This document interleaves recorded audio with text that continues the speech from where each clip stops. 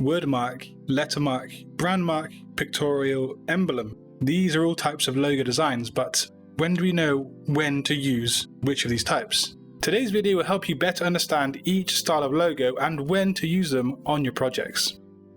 The first type of logo we're going to talk about today is the lettermark, or as some might say, the monogram logo. These logos are comprised of just text, but they do use the initials of a company or brand.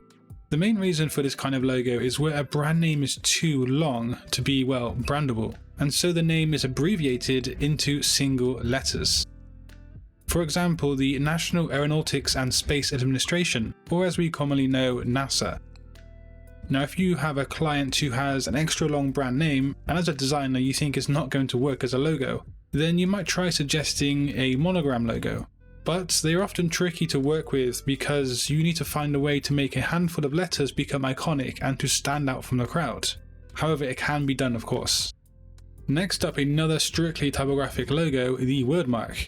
Some examples that exist are Disney, Google, Coca-Cola and FedEx. But when would you possibly consider this kind of logo variation for your clients? Now, a wordmark is often good for startups or new businesses, and this is because it literally gets their name out there in the open world. They are simple and communicate to the target audience easily because the logo is exactly what it says. However, you need to use your knowledge of design and marketing to convey the right message and the tone with the typography. Disney has a very elaborate and decorative font because it's based around a sense of fantasy and magical entertainment for children. Also, it's quite important to keep the wordmark logo short, nothing too long in terms of the number of characters you use. Wordmarks are also good for showing a brand's confidence. You'll notice a lot of fashion brands have wordmark logos, or at least they heavily use the wordmark versions.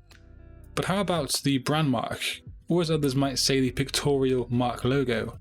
These are often added into a logo design package, but there are some brands that exclusively just use a brand mark for their logo.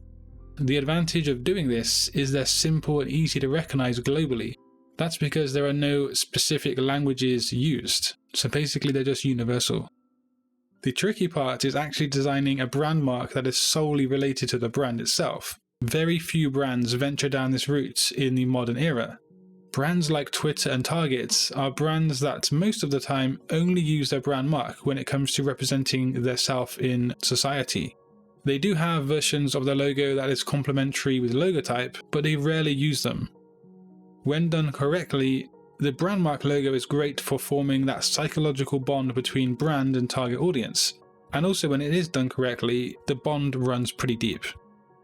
Now, the combination logo mark uses both a logotype and a brand mark. These are the most commonly seen types of logo out there, and in my honest opinion, they're likely the easiest to work with as a designer. These are good for clients who don't have lengthy brand names, and also when you want to offer flexibility. Like I said earlier, these days a lot of designers, including myself, will package a logo in the forms of just the brand mark, just the typography, and then also a version of them both together as a combination mark. You want to make sure that your typeface style matches the style of the message or the brand mark, and that's so the overall design comes together and also conveys the intended message. If your client is looking for intense simplicity, then you might want to just focus on the brand mark or wordmark. Emblem logos are quite niche. The most notorious, of course, is the Starbucks logo. By appearance, they seem very traditional and some might even say outdated. However, these types of logos do suggest authority, authenticity, and demand respect. They're often used for organizations or government entities, and also any kind of group or team as well. This is mainly due to the roundness of the design, which psychologically speaking suggests togetherness. Mascot logos are again quite niche. They come across as sort of entertaining and fun. They are there to give the brand a face or character to remember and possibly even to appeal to.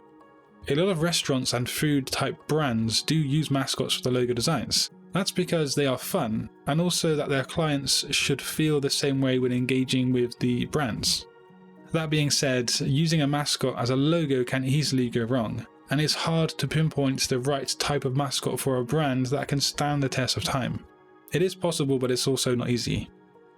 Just like with deciding what kind of style you want to go with, choosing the right type of logo is also essential to conveying the right message for your client's brand. But if you want to learn more about logo design, just click a video on screen, and until next time, design your future today. Peace.